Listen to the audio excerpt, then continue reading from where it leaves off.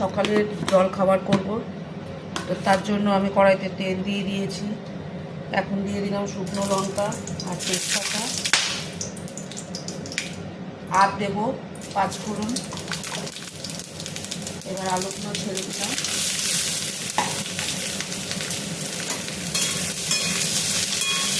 একটু নেড়ে ছেড়ে কাঁচা লঙ্কা টমেটো দিয়ে দেব, আর দেবো নুন, হলুদ, মিষ্টিটা পরে দেবো। নেড়ে চেড়ে জল ঢেলে দেবো। এবার দিয়ে দিলাম মিষ্টি, চিনি দিলাম 1 চামচ, আবার নেড়ে চেড়ে জল দিয়ে দেবো।